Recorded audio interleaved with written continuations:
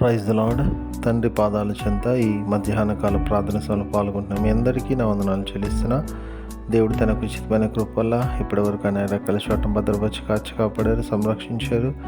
ఇక ముందు కూడా ఆయన యొక్క కృప కాపుదల భద్రత ఉండేలాగా ఆయన పాదాల చెంత మొరపెడుతుంది. దయతో కళ్ళు మూసుకున్నట్లయితే ప్రార్థన చేసుకుందాం.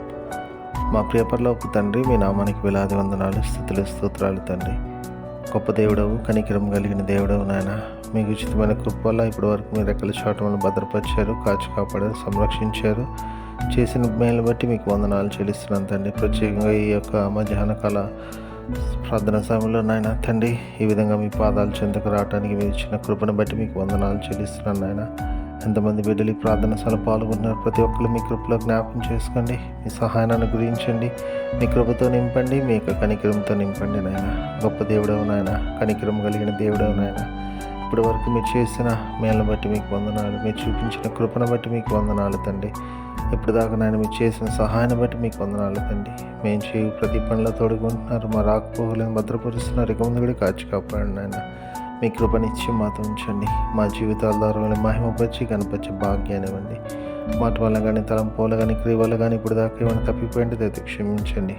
ఇక ముందు ఇప్పుడు నాయన ఎటువంటి తప్పిదం చేయకుండా మీ వైపు చూస్తూ ముందుకు సాగిపోవటానికి మీ కృప అనుగ్రహించండి. మీ కృప అనుగ్రహిస్తున్నందుకే మీకే వందనాలు, స్తోత్రాలు నాయన. గొప్ప దేవుడవు నాయన, కనికరం కలిగిన దేవుడవు నాయన. ప్రత్యేకంగా నాయన ఎంతమంది బిడ్డలు ప్రార్థన సమయంలో పాల్గొంటున్నారో బిడ్డలు మీ కృపలో జ్ఞాపకం చేసుకొని సహాయం ఇవ్వండి, మేలుతో నింపండి. మిగిలిన ఈ రోజంతా కూడా మీరు రెక్కల చాటును భద్రపరిచి కాచి కాపాడి సంరక్షించండి.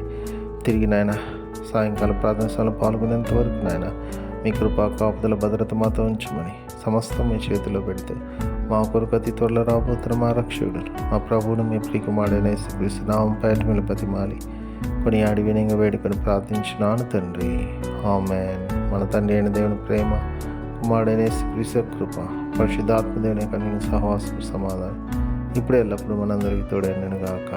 ఆమేన్.